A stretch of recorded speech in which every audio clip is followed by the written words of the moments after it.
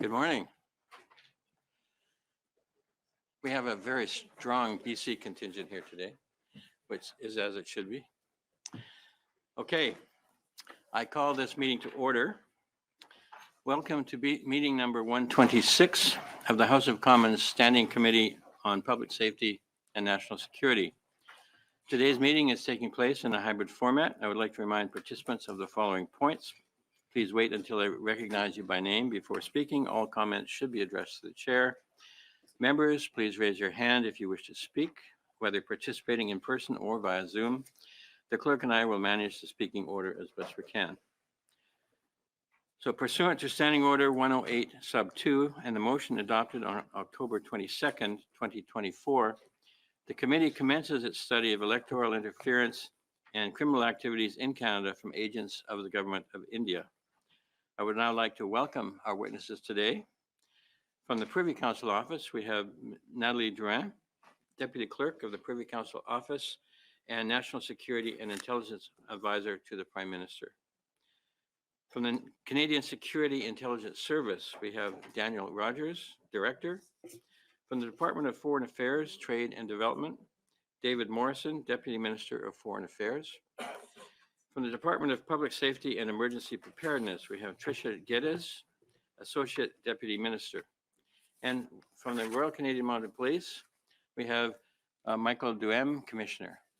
So thank you all for being here today on short notice. And I understand Ms. Duran will be leaving in the coming days. So it was really great that we could all fit you in on this day. It has been agreed that Ms. Duran will make an opening statement on behalf of the entire panel. I yield the floor to you, Ms. Duran. Go ahead, please. Merci beaucoup.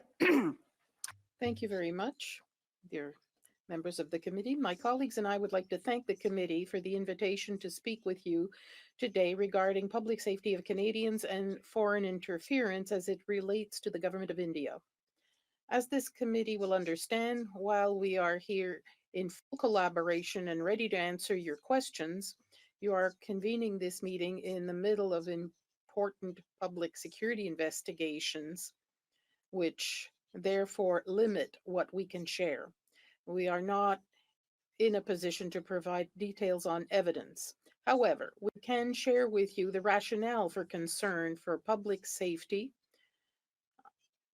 and we can speak about our attempts at cooperation with India and how India's refusal to cooperate led us to where we are today. Law enforcement has been investigating extreme violence within communities, and CSIS has been looking into India foreign interference for years. As you are aware, on September 18 of last year, the Prime Minister announced in the House of Commons that Canada became aware of credible allegation based on intelligence of a potential link between the killing of a Canadian citizen in Canada and agent of the Government of India. Since the Prime Minister's statement last year, the government's response has followed two separate tracks: law enforcement and diplomatic. The diplomatic track addresses our relations with the Government of India in many areas. And the law enforcement track has focused on public safety and the application of the rule of law. Public safety of Canadians has been the paramount consideration for all our actions when evaluating our relationship with India. We do understand and value all India represents to Canada as an international partner, as well as our significant people-to-people ties. However, we cannot ignore the attempts by agents of the Government of India to engage in coercion and violence in Canada and to undermine our democracy. The RCMP has also sent resources to work directly with India's Central Counter-Terrorism Law Enforcement Agency to allow for cooperation on violence extremism. Il est important que le public. It's important for the public to understand what steps have been taken toward cooperation with India throughout a series of meetings since August 2023 we have been clear that it is essential for our officials to maintain meaningful channels of communication and cooperation with India. Specifically, we have had engagement between Canada's NSA, my predecessor and myself, or other Canadian senior officials from GAC, CSIS, or PCO, and India's National Security Advisor on 6 occasions, namely August and September 2023 in New Delhi, November 2023 in Dubai, December 2023 in Saudi Arabia, January 2024 in London, and March 2024 in Dubai. In May 2024, when the RCMP made arrestation on the Niger case. In addition, I spoke on several occasions to the then High Commissioner of India to Canada. The Prime Minister also discussed the matter at the G20 in New Delhi last year with Prime Minister Modi. The government of India's response was to spread a false narrative that Canada showed them no evidence and that we were ignoring their concerns about Khalistani violence extremism. After months of investigation and several updates, the RCMP approached the Deputy Minister of Foreign Affairs and I in late August of this year to present serious concerns for public safety and explore all potential tools available to us to disable India's network in Canada. This unprecedented request from the RCMP during an ongoing investigation spoke to the seriousness of the risk posed to Canadians and people living in Canada. The evidence revealed the modus operandi used by India to target people living in Canada. The government of India mode of operating starts with the collection of information on Canada's based individuals through diplomats and consular officials in Canada and also other individuals acting as proxies. Some of these individuals and businesses were coerced and threatened. This information is then shared with senior levels of the government of India, who then direct the commission of serious criminal activities against Indo-Canadians through the kinetic use of Lawrence Bishnoi's organized crime network. Bishnoi is currently in jail in India and is able to order these actions through his gang, which has extensive criminal networks in India and internationally. Serious crimes committed in Canada include homicides, assassination plots, perpetrated extortions, and other extreme violence. Given how alarming the evidence was, we knew we had to act and act quickly. Our actions were driven by a pressing and serious concern for public safety. We needed the agent of the government of India to stop their illegal activities in Canada and sought a collaborative approach with Indian officials. Nous nous sommes préparés à 3 We prepared ourselves for 3 scenarios for the government of India's possible reactions. First of all, cooperative, where India ceases its activities in Canada and demonstrates accountability. Somewhat cooperative reaction, or an uncooperative reaction, no accountability and denial. Of course, our desired outcome to address the public safety concerns of Canada was without any doubt the cooperative scenario. To meet their Indian counterparts to share evidence on 2 unsuccessful occasions. First, the RCMP was scheduled to travel to India to meet with their law enforcement counterparts. Unfortunately, India used an administrative technicality to block this meeting from occurring. Second, the RCMP traveled to Washington on October 10, while the Indian officer confirmed the meeting, they never showed up. To signal the seriousness of the matter, the RCMP Deputy Commissioner, the Deputy Minister of Foreign Affairs, and myself traveled to Singapore to meet with the India National Security Advisor on October 12th. The Deputy Commissioner spoke to and demonstrated a body of evidence that establish clear links between agents of the government of India and violent criminal activities taking place in Canada. We provided 3 options to the India National Security Advisor that would allow us to address public safety and accountability.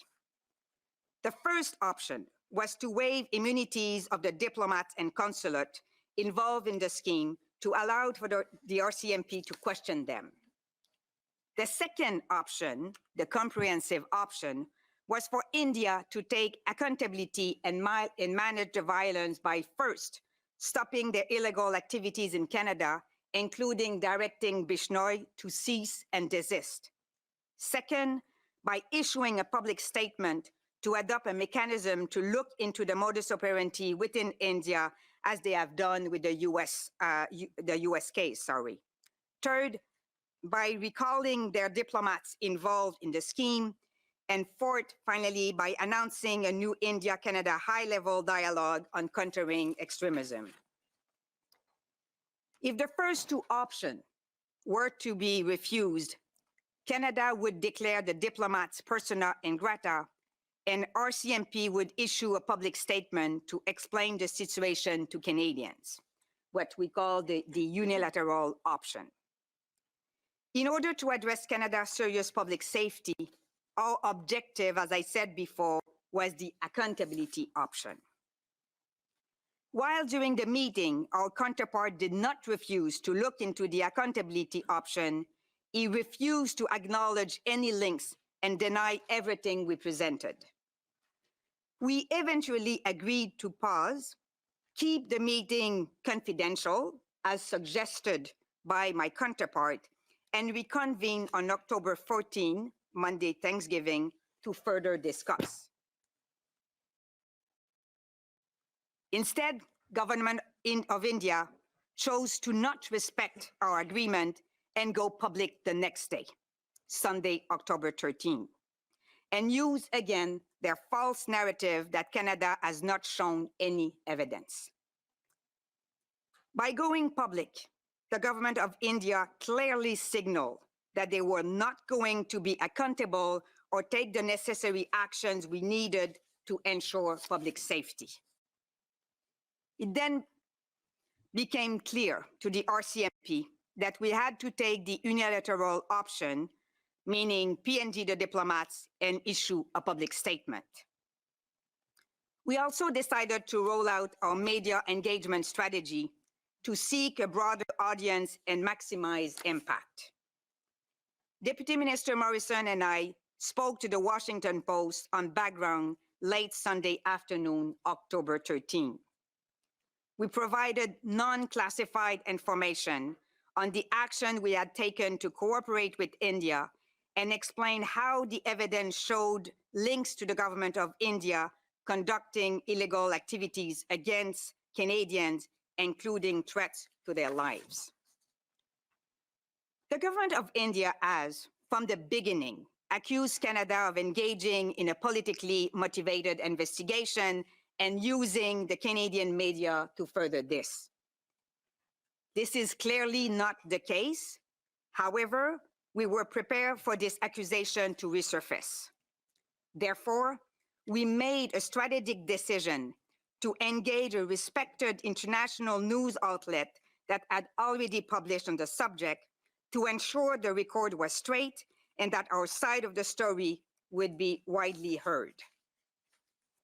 Dans l'intérêt de la sécurité publique, In the interest of public safety and disrupting a network fueling violence in Canadian communities, Minister Joly declared 6 accredited Indian representatives persona non grata. India reciprocated by declaring PNG 6 Canadian officials from our High Commission in New Delhi. This is not a decision that Canada took lightly. Engaging with India is a central component of our Indo-Pacific strategy.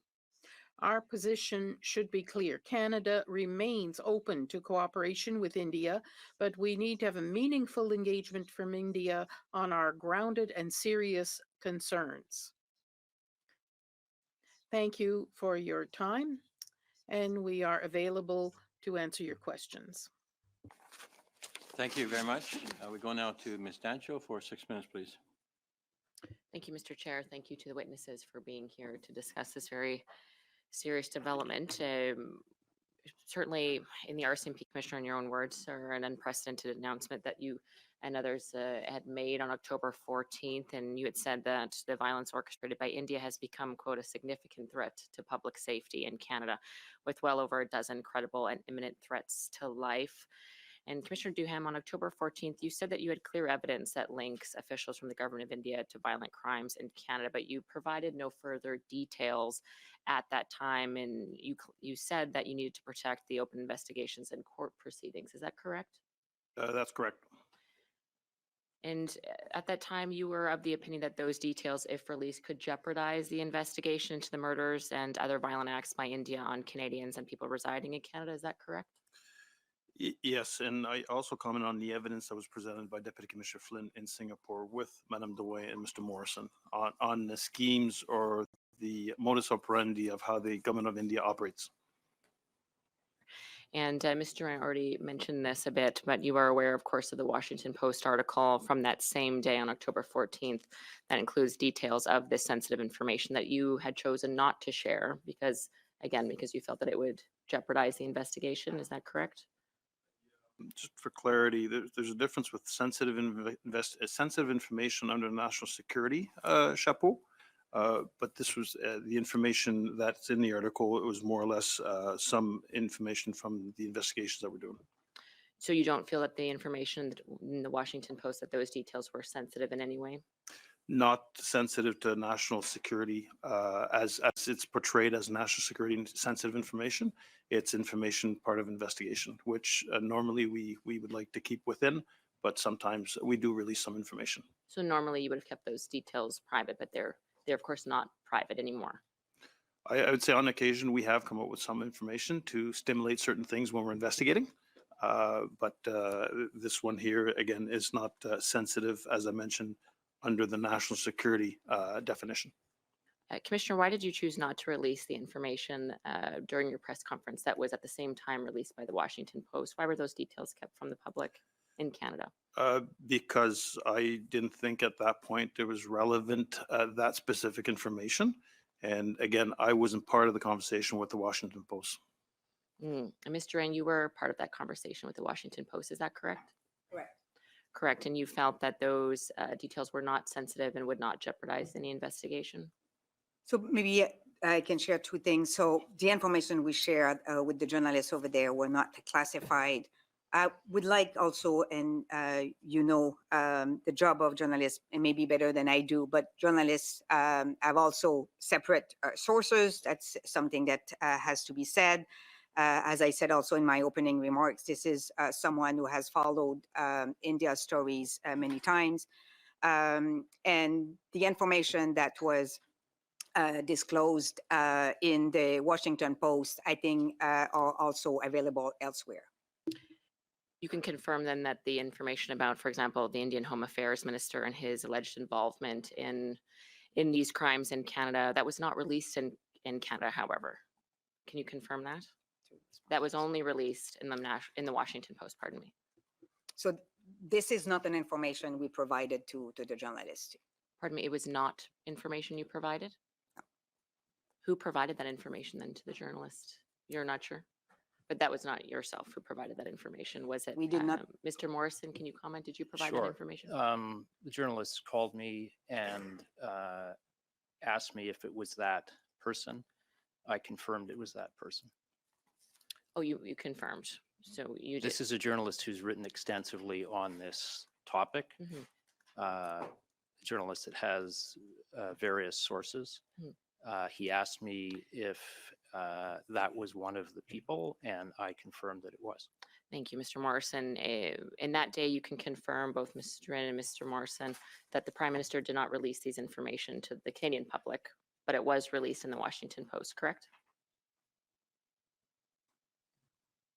Released in the Washington Post. Yes, I'm just racking my memory for exactly what the Prime Minister said. Mr. Ray, you advise the Prime Minister on issues of national security and intelligence, correct? You're the top advisor in Canada, is that correct? Correct. Did you advise him not to release that information publicly in Canada? So we worked with the Prime Minister and the different ministers in terms of their public statements. And I think this is what I can say. Like we advised and we review what was going to be the Q&As and the public statement by the Prime Minister and the different ministers. I'm trying to understand why it is the Washington Post received information when the Deputy Commissioner, or pardon me, the Commissioner, the Prime Minister, the Public Safety Minister, and the Minister of Foreign Affairs did not provide that information to Canada. And in fact, Canadians wouldn't know unless they were able to read the Washington Post. I just find that quite unfair to the Canadian public that details were released in advance to the Washington Post and confirmed, according to Mr. Morrison, to the Washington Post, but not provided to Canada. Don't you find that odd? The reason why we offered, as I said in my opening remarks, a background interview to the Washington Post was really to make sure that our side of the story will become clearly and be widely spread, especially at the international level. That was the strategy behind the background interview we gave. Sure. We're going now to Mr. Gahir for 6 minutes, please. Great. Thank you, Chair, and thank you to the witnesses. So it was a short while ago that the RCMP announced that they had evidence that agents of the Government of India are actively involved in a network of criminal activity here in Canada that includes homicide, extortion, organized crime, and interference in our democratic process. It's a network of crime that could potentially mean the involvement of some of India's highest ranking diplomats and politicians. First of all, I'd like to just deeply thank the law enforcement agencies for your work, for uncovering this, for taking the action to protect Canadians. And as I say this, I have a deep recognition that I don't know if you folks quite know what you've done. For many Canadians of Sikh heritage, your words have confirmed what they already knew and felt. For decades in gurdwaras, in homes, behind closed doors, Sikhs knew that they were being watched, that they were being monitored, that we were being targeted. And what you've done is legitimize their concerns with the evidence and investigation that you've engaged in. Every time that there's new information that comes out or an announcement that happens, I'm asked by my colleagues, by my family, by members of the community, how are you and how is the overall community doing? And what I can say is that there's always a deep sigh of relief that their plight is not being ignored, and in fact that it's being heard and it's being acted upon. I think all Canadians can appreciate that the potential link of the murder of a Sikh and other crimes in Canada by the Indian state, it strikes at the very heart of the security that a lot of Sikhs and other communities come to Canada to find. And this is why I think your work is so critical. And I deeply thank you for that work.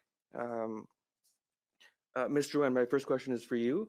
A criminal that is jailed in a foreign jail in India that acts on behest of the Indian government for basic immunity to carry out his operations. This is quite literally the plot of several Bollywood movies that I've watched growing up. And it's funny to see that the Indian government takes its hints from Bollywood. My question to you is, this is an individual that's being kept in an Indian jail. There's potential involvement of Indian ministers and diplomats. How far does our jurisdiction reach? What action can be taken against a Lawrence Bishnoi type figure if the evidence actually shows that there's a connection all the way through? Do you want to have a crack at this? Your question is a very interesting one in terms of the jurisdiction we may have when it comes to law enforcement elsewhere in the world. And this is why, as I presented in my opening remarks, the cooperation mechanism and for India to take accountability and to direct Bishnoi to stop its illegal criminal activities in Canada was essential.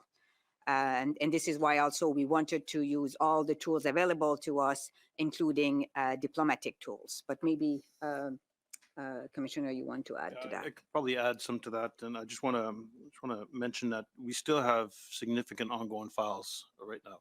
So to your question, if the evidence supports the involvement of an individual overseas, there's always that possibility to lay charges on Canadian soil. Then you get into the extradition process and whatnot. And if the individual's locked up for the next, I don't know how long he's locked up, that could be challenging, but doesn't mean that we have to recuse ourselves from laying any criminal charges against the individual. Great. So maybe I can finish the plot line for that movie that the Indian government seems to be wanting to make. When that eventual connection is made between government officials that are using criminals to carry out their targeted hits, their actions that they want to carry out, they usually paint that individual as a rogue agent. And so I assume eventually that is the information that's going to come out when this investigation comes out. My other question is, we know that the Conservative Party leader has engaged in willful blindness. We know that the Conservative Party has said that their leader could be briefed via a TRM, a threat reduction measure. Are you considering briefing him in that way? And could you explain the limitations of a TRM and compared to the amount of information that he could receive if he received top secret security clearance? I'll start and I will go to Director to complete. So in terms of sharing information with different parties, the easiest way for sure is to be able to have a top secret conversation with leaders. That can help us in terms of managing the caucus if needs be, and it is also the simplest way. A threat reduction measure is a mechanism by which some information can be revealed, the essential and necessary information in order to manage the threat. I will let the Director continue, but the TRM is not an equivalent of disclosing TS information to a clear individual. Thank you, Madam. I can confirm what Natalie has said. Certainly, TRM requires specific legal thresholds and allows us to provide a subset of information. And we will evaluate whether that's something that we can do. And as we move ahead, without a security clearance at this point, CSIS can't provide a more fulsome brief on a broader set of topics. C'est maintenant Madame Michaud. Now, Ms. Michaud, 6 minutes, please. Thank you, Mr. Chairman. I thank the witnesses for their presence here. It's greatly appreciated. I have the statement by the RCMP from October 14th before me, the French version. And at the outset, they talk about extraordinary circumstances that led you to disclose certain details of this investigation, which normally you would not publicly disclose when an investigation is ongoing in order to preserve its integrity. So I'm wondering about why you decided to publicly disclose information with regard to that investigation, and what did that allow you to discover? You check the record. Now, I know it's difficult to have a record already, but what's the difference between a totally secret investigation and one where certain details were made public? I know that you wanted to send out a warning to certain Canadians that they may be in danger, but was the goal really to protect those people or to obtain other information? Why did you decide to make certain details public? Perhaps Mr. Jem to begin. Well, first of all, Mr. Chairman, the number one priority for any police force is to ensure public safety. And you're right, Ms. Michaud, these were extraordinary circumstances. This is a file I've never seen. If I look of the background of what was done following the announcement of the Ijar murder in June, we had a press scrum where we announced arrests. We said we had a separate investigation from Mr. Ijar's homicide, and it targeted certain activities involving the Indian government. Over the year, we saw many situations where people were intimidated, there were homicides, harassment, and we also had opportunities to do a duty to warn. Duty to warn is when we have credible and imminent information about attempts on the life of a person. We have to meet with that person and warn them their life is in danger. So we see an escalation of everything that was going on when it comes to the investigation. And in the course of that investigation, it became clearer and clearer that there were diplomats and officers involved from the consulates, and they were involved in what was going on. So in its investigation, the organization took an unusual decision to protect public safety because of everything we saw. I'd come back to what Ms. Drouin said in her statement. We had options. For us, the RCMP, we wanted to look at how to mitigate risk for public safety. It was the investigation, first and foremost. Sometimes when you go to the media, it can provoke things in the investigation. In our case, Deputy Commissioner Flynn tried to meet with his counterparts in India. They refused. They didn't give him a visa.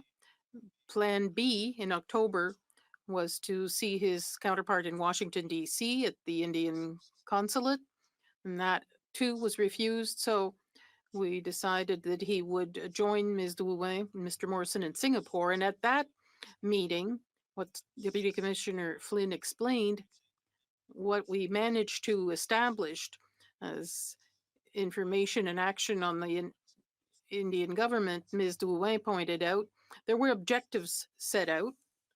They were not met. There was a leak in the Indian media following that meeting that was not supposed to happen. And we decided that there was no appetite there to cooperate with Canada and the RCMP. So it was important for us to go forward. I know many people asked why October 14th. It was a long weekend for me too, but we felt a need to get out there immediately. You heard Ms. Drouin. There was supposed to be a call on October 14th at 10:30, didn't happen.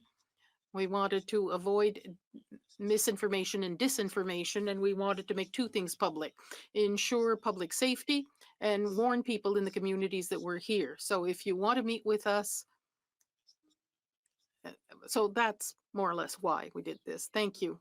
And I'm wondering, I don't want to assume anything, but clearly this is a cooperation between all Canadian safety agencies, not just the RCMP, it's cooperation with the government. Was there any pressure by the government to do a public sortie? It's unusual for you to do so. I don't want to get into politics, but we know that the whole foreign interference scandal in Canada did not make Canadians' action very glorious. So there were people pushing for an independent inquiry into foreign interference. So I'm wondering if there was any pressure by the government to show that Canada and safety agencies were united, were proactive, were working on this. Was that part of the discussion to have this public? I think there was no pressure on me. It's the RCMP that brought this to the government. I'm talking with the Minister of Public Safety and the Minister of Global Affairs.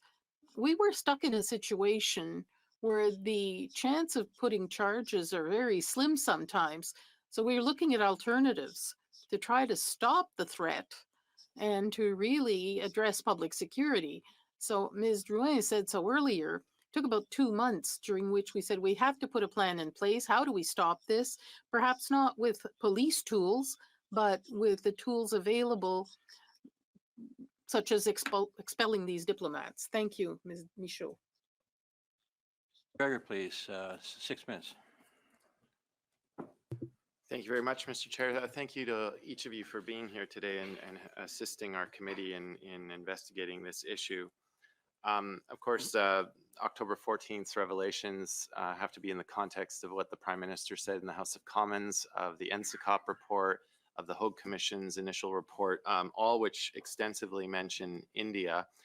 Mr. Wren, I'd like to start with you because, of course, you know, a number of weeks ago, the Prime Minister was before the Hague Commission and made a pretty stunning allegation naming the Conservative Party parliamentarians who were under threat of foreign interference. He neglected to mention other parties, but I can only surmise that other parties are involved given that both the Hague Commission and the NSA report made mention of other parties. In the context of the Prime Minister's remarks, was the source country of that foreign interference India? Are you able to confirm that? I mean, if you look at all the public summaries that, I'm just looking for a short answer. Can you determine whether India was the source of the foreign interference, specifically in the context of the Prime Minister's remarks before the Hope Commission? so I think I need to answer that. If you look at all the public summaries that we have disclosed to the commission, you'll see that three main countries are doing foreign interference: China, Russia, and India. We have others, but those are the three main countries.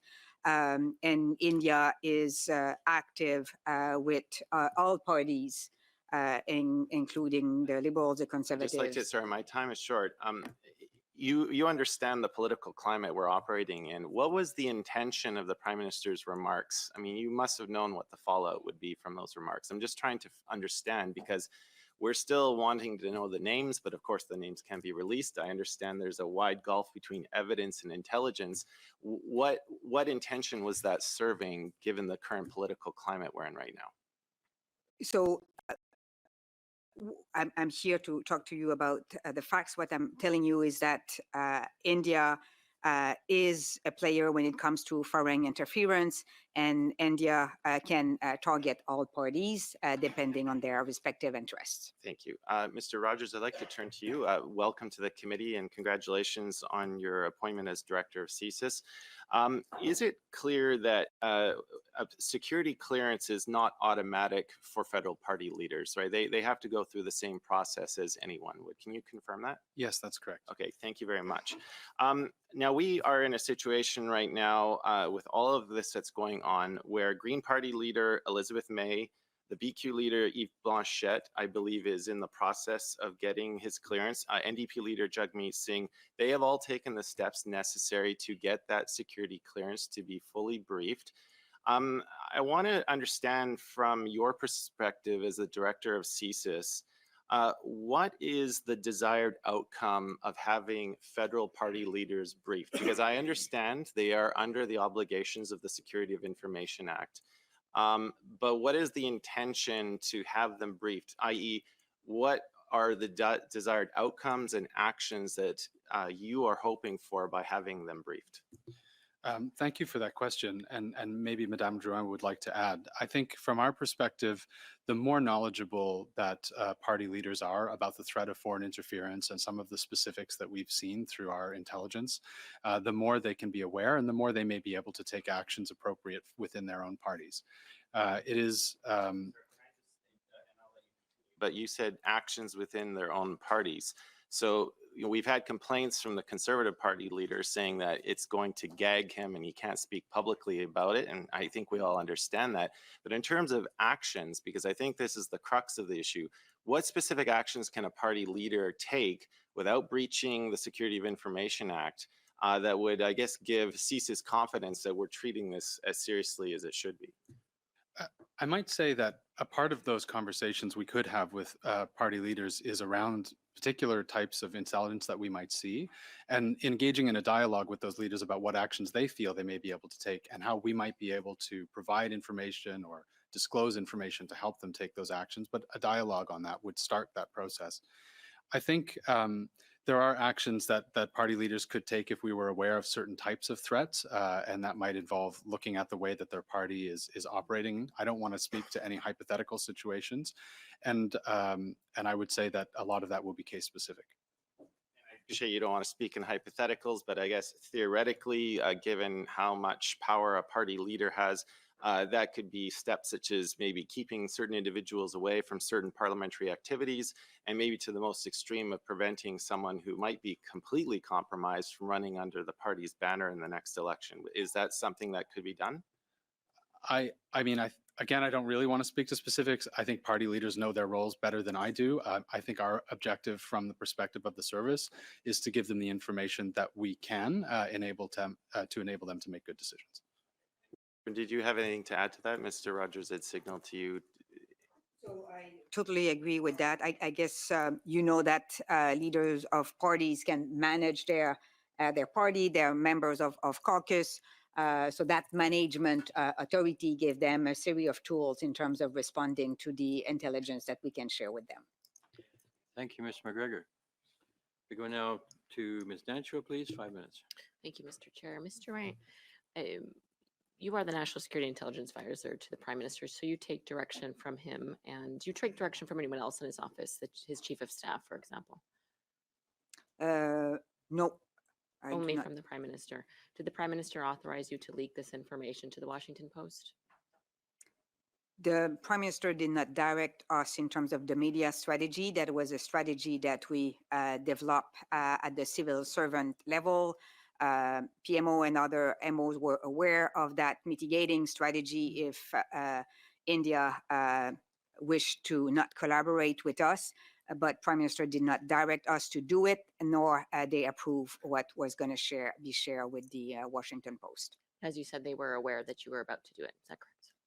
The old strategy has been shared with the Prime Minister and his office. Including leaking the information to the Washington. We did not leak information to the Washington Providing, Post. my apologies, providing sensitive information to the Washington Post that you did not provide publicly to anyone else. We did not provide any classified information to the Washington Post. Sensitive intelligence was provided to the Washington Post that was not provided to Canadian journalists, correct? So the conversation we had with the Washington Post, I think I have explained already what was the purpose of that, and the parameter of the conversation has been discussed amongst ourselves. I appreciate that. It would seem like a leak because it wasn't provided to Canadian journalists. It wasn't provided to the Canadian public. In fact, the Canadian public would not be aware unless they read the Washington Post and subsequent Canadian reporting on what was included in the Washington Post. And from my perspective, that certainly seems like a leak, and it certainly is concerning that that was done without knowledge of Canadian officials who are reporting on this, Mr. Ram. But I appreciate your perspective on that. To the Commissioner, J'aimerais donner l'occasion à mon collègue. I'd like to give my colleague an opportunity to answer. The same issue. Sure. Within our strategy, we were talking to different audiences. And so we deliberately chose, as Madame Drouin said in her introductory remarks, a credible, internationally read newspaper that would carry our side of the story. We chose a journalist who had a long record of background in this particular issue. He had written on it a number of times before. And through the Washington Post, we were speaking directly to our friends in the United States. We were speaking to our allies in the United Kingdom and elsewhere. And we were also speaking directly to Indians. And Mr. Morrison, just on that, then it was so the leak or the non-leak was an effort to get the Americans on board for the Canadian perspective. Was it an effort then, in other words, to have American elected officials, those in the president's office, for example, read the Washington Post and be further compelled to back up Canada in this regard? Was that sort of, in other words, in plain language, is that what the objective was? What I would say is that we approached this whole series of events, including our approach that we adopted in going to Singapore. We were talking to our closest allies who share similar concerns from the beginning. Okay, thank you, Thank you, Deputy Minister. To the Commissioner, just in your original press release, you'd mentioned that in February 2024, the RCMP created a multidisciplinary team to investigate and coordinate efforts to combat this threat. Who initiated that multidisciplinary team, and who were the members of it? In that, were they beyond the RCMP? Did they include members at this table today, for example? There's two teams that we initiated. One with all the extortions and harassment that we're seeing predominantly in Alberta, Vancouver, as well as in Toronto general area. We had a coordination team out of BC that was looking at that, but we also felt the need to put a team together to look at violent extremists and foreign interference, which involves several government departments that are part of this task force. Who initiated that? I believe that Deputy Commissioner Flynn initiated that. Okay, so it was not direction from anyone at this table or anyone No, from the Prime no. Minister's office No. to engage in? Was that team central to the subsequent events that we heard over Thanksgiving? I would say that team, there was already independent investigations going on before this team was created. This was more to bring a whole government approach as what we're seeing from the intelligence wise from the criminal side. to my final seconds here. So this was the first time that a whole of government approach was taken, was February 2024. At this size, yes. But other than that, there's daily work with the service and other government departments on a ad hoc basis when required. Thank you, Ms. Dancho. We go now to Mr. Dhaliwal for 5 minutes, please. Thank you, Mr. Chair. Mr. Chair, as you know, Mr. Nijjar was my constituent and was assassinated on a sovereign religious place to the Sikhs. So it is clearly an attack on Canadian sovereignty as well as Sikh sovereignty as well. Mr. Rogers earlier mentioned that TRM will not do the whole thing, the clearance. And what I'm hearing on the ground is that Mr. Pierre Poilievre is not doing the responsible thing to take the clearance. And not only that, we have heard extensive calls, for the conservative leader of the opposition to do responsible thing and get his clearance. Can you explain to this committee why it would be the responsible thing to do for Mr. Pierre Poilievre to get the clearance? Mr. Rogers. Yeah. Thank you for the question. I think I would just say that the responsibility of the service is to do everything that it can to protect public safety and to reduce the threat of foreign interference from India in Canada. From our perspective, if a leader chooses to take a clearance, we will provide the information that I spoke to earlier, and that we would do everything we could to enable that that information to be provided to make the best decisions in the interest of Canadians within that party. If a leader chooses not to get a clearance, then we will continue to evaluate other mechanisms available to us to help to reduce that threat. That can include threat reduction measures or others. If a leader chooses to have a clearance, we can have a broader conversation with them about the details of the threat and certain types of intelligence. Thank you. And you have mentioned the threats and particularly India. What are some of these specific indicators of foreign interference from India that CSIS has identified, and what are steps CSIS taking to prevent foreign interference in Canadian political process as well as to protect Canadian citizens? Thank you. It is a very good question. Obviously, you've heard from the commissioner earlier about some of the most egregious examples of criminality that the RCMP has uncovered with links to the government of India. I would say that from a CSIS perspective, we could add to that some of the things that we have been saying to the public recently, which is that the government of India seeks to advance pro-India narratives and align Canada's position with the position of India. This is particularly true when it comes to individuals that India perceives to support a pro-Khalistan independence movement, which is a particular sore point for India. We see India using proxy agents here in Canada to try and advance those goals. And we can see different types of foreign interference attempts ranging from disinformation to criminal activities that the RCMP has mentioned to be able to achieve those goals. Obviously, this is a concern for the service. And as Madame Drouin has said earlier, this is something we've been tackling for a number of years. We do investigations to try and uncover information. We use the information uncovered to work with our partners across the Government of Canada and our allies.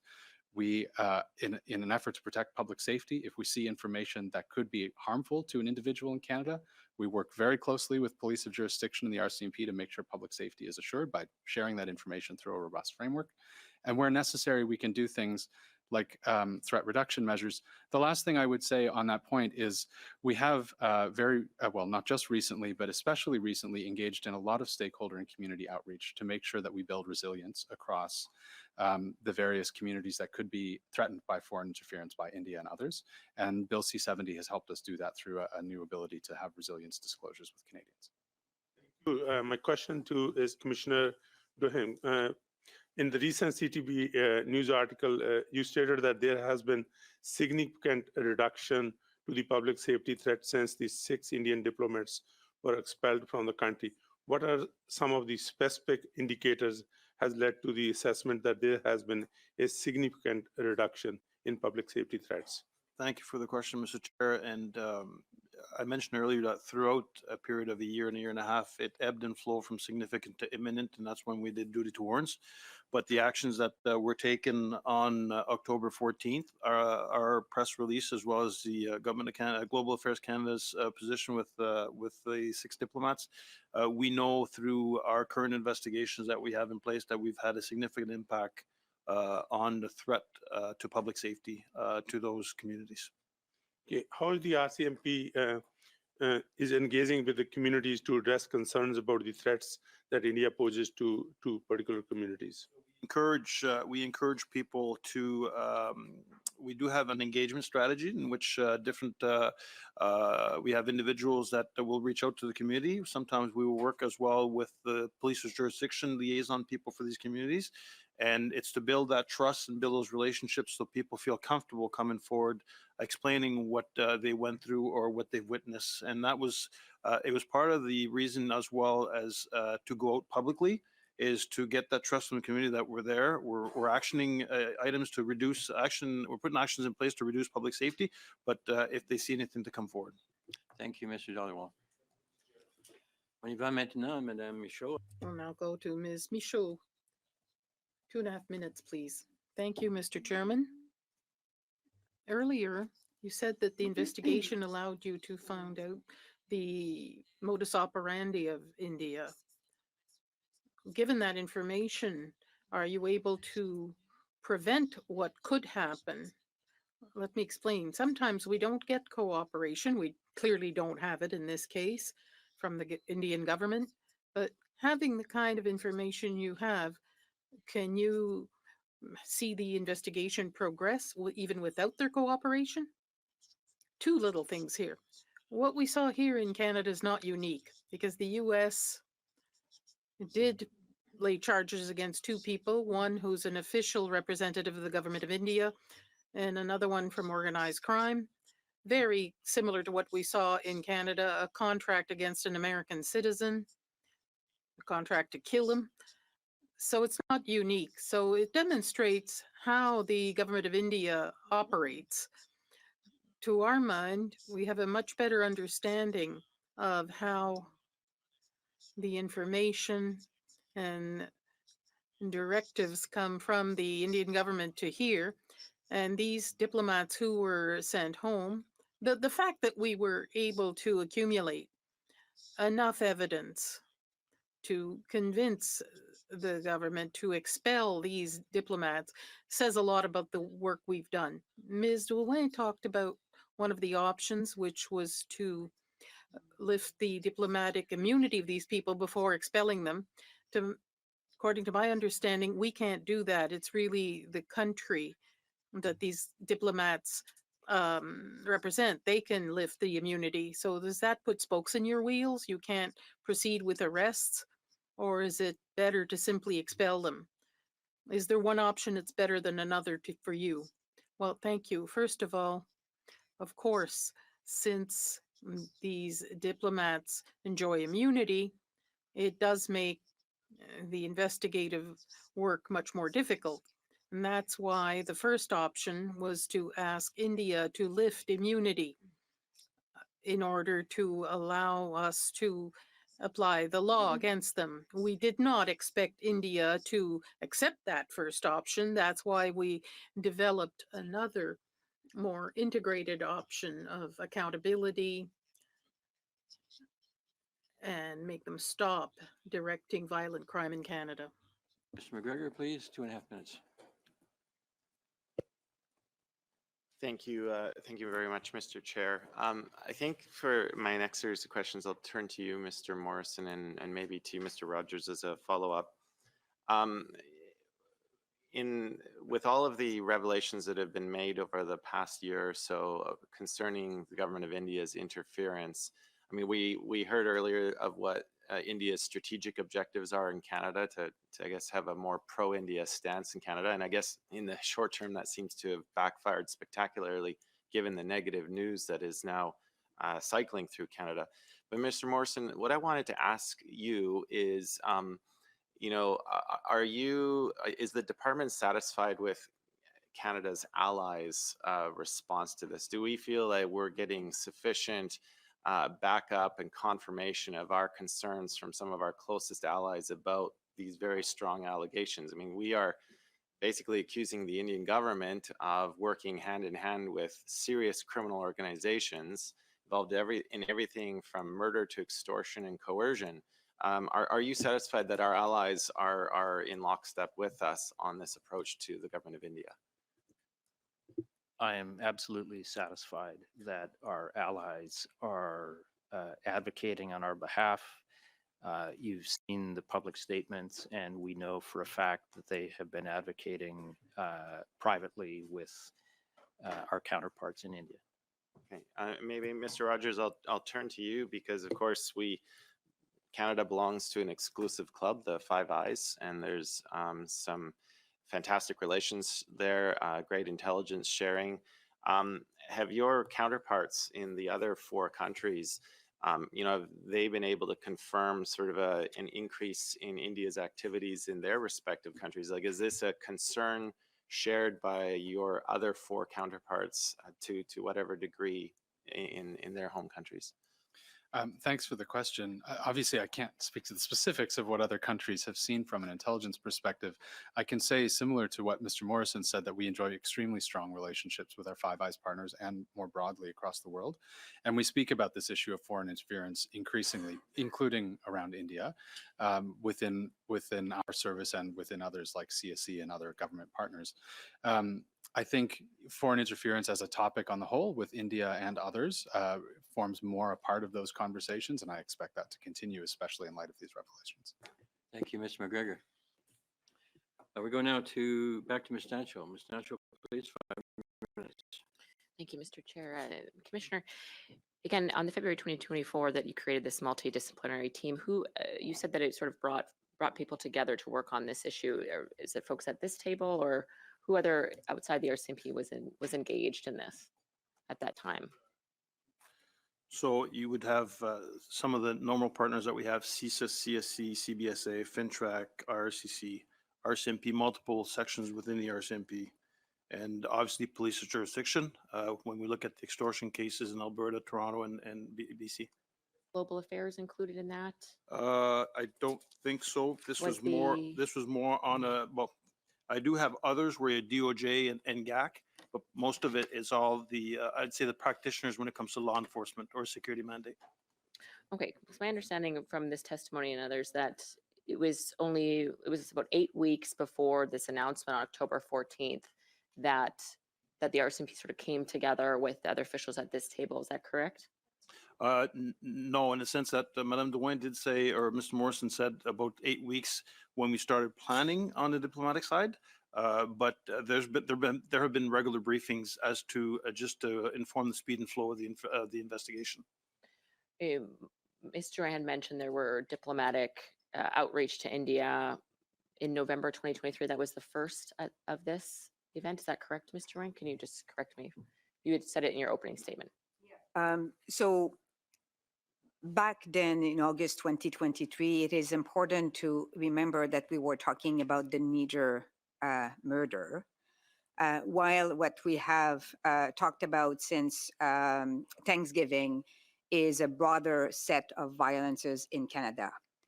But regarding the Niger murder, we have started our diplomatic outreach with India in August 2023, so prior to the Prime Minister's statement. And as I testified, we had many other meetings with them. Did you have other conversations with the Prime Minister following his statement in the House of Commons on September 18th between then and in the few weeks leading up to October 14th of this year?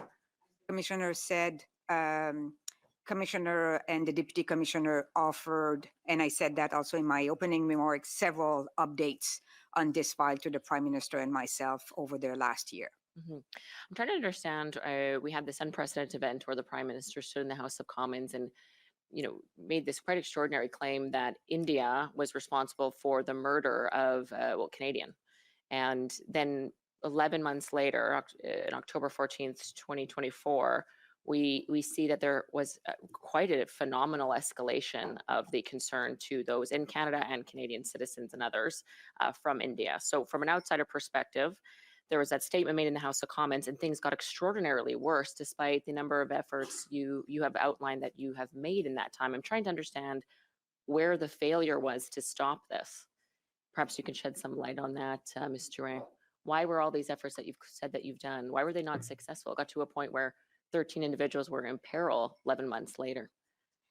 Le commissionnaire l'a dit et je le The commissioner said it, and I repeat, for many years now, there have been investigations about violence against Canadians of Indian origin on Canadian soil. One of the reasons, and you're completely right in saying that violence has escalated, unfortunately, after August 2023, and it's precisely that escalation of violence that led the RCMP to having talks with Global Affairs Canada so that we can look at the use of all available tools to put a stop to that network of violence. And the first thing that needed to be done was to make this network of data collection impossible. By concluding a few moments, it seems like it took prompting from the RCMP for Global Affairs and yourself to really insist on this quite unprecedented diplomatic action to expel 6 diplomats. Why did it take the RCMP sort of initiating those conversations to get it to such a point? Une chose que je pourrais rajouter, One thing I could add is that in 2023, we worked on the basis of intelligence, credible intelligence on the involvement of India in Nijar's murder. What we've been talking about publicly in the past 2 weeks is the result of serious investigations. So I think it's important to make that distinction. It's the very hard work of multidisciplinary teams led by the commissioner and deputy commissioner that allowed us to shed light on this stratagem. There's the ones who realized that investigations were to continue, but while they continued, we had to take the action necessary to put an end to this network of violence. I'll go now to Mr. Sarai. Mr. Sarai, please, 5 minutes.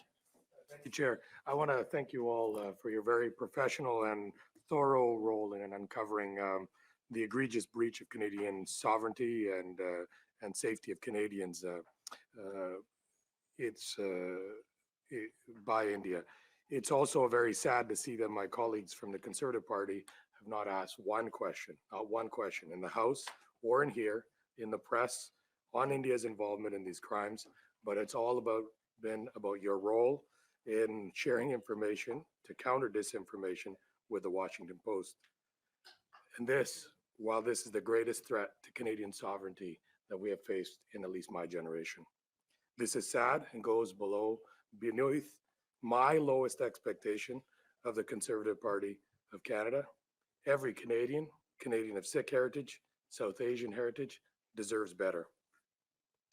It has just been heard that India has a very pro-India agenda that they want to implement in Canada, and a leader who is said to have received support from India prefers silence, not to see the evidence, rather than address the issue that is facing the threat of our democracy.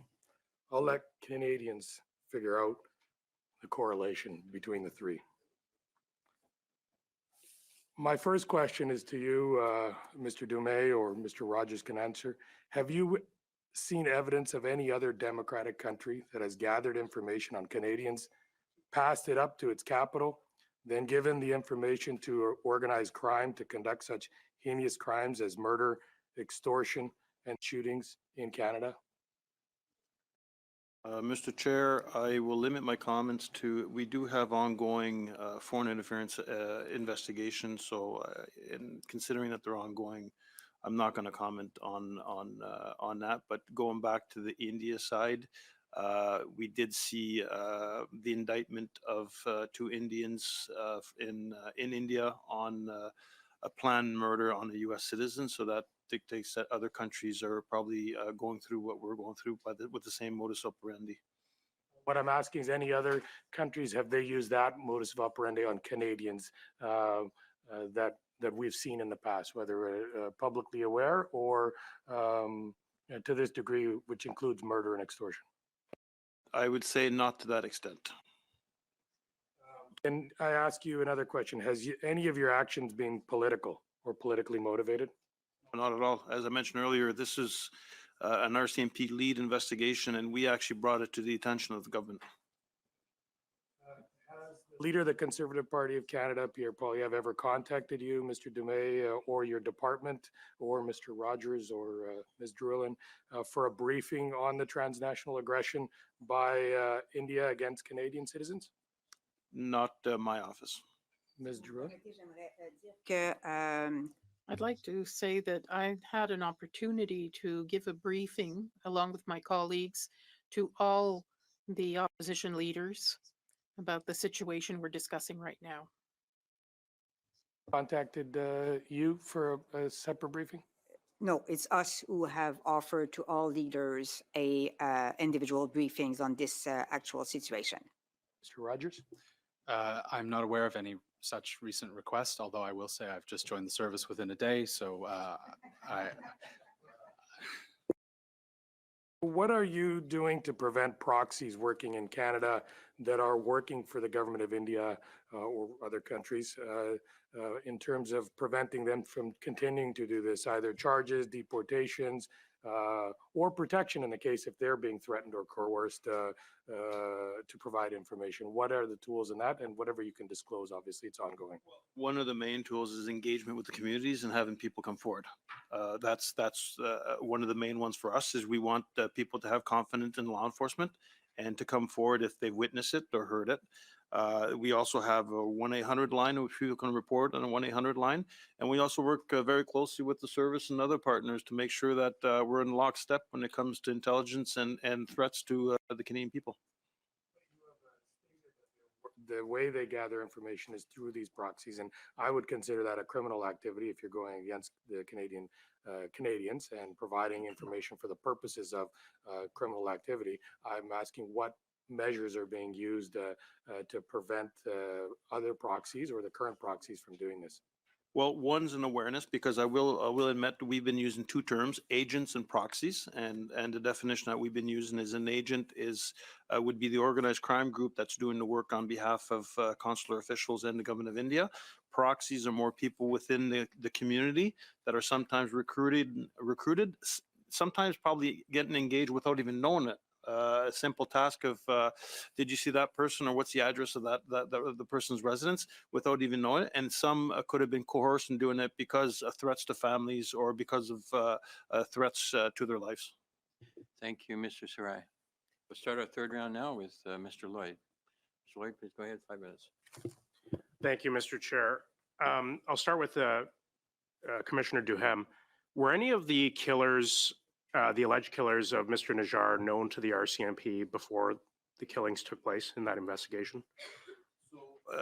The Najjar case right now is before the courts, and I'm not going to make any comments on the Najjar file as it's before the courts. Disclosure will happen in due course through the judicial process. But it's been publicly reported that the 4 killers, we have Amandeep Singh, Karan Brar, Karen Preet Singh, Kamal Preet Singh, forgive me if the pronunciation's incorrect, these alleged killers were all temporary residents. Is that the case? I would have to go back in my notes to confirm that these are all temporary residents. I couldn't answer it in the news. Can any of the other witnesses comment on that? This has been publicly reported in the Toronto Sun. Was nobody aware at our RCMP services that of any criminal background of these characters before they were allowed to come to Canada?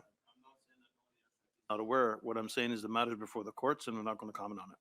Well, this has nothing to do with the current investigation, Commissioner, but it has a concern.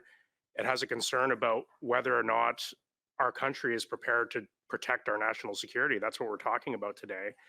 And if people with criminal backgrounds are coming to our country, being allowed to come to our country through the temporary resident program and possibly through the international student program, that's a serious breach of our national security. And that's our immigration system after 9 years of this Liberal government. In the case of Amandeep Singh, who has been accused of killing Mr. Najjar. Were you aware that Amandeep Singh was on bail when the killing took place of Mr. Najjar? Again, I'd have to go through my notes of the briefing because it happened quite some time ago, and a lot of things have happened since then. Well, I guess I'll enlighten the committee.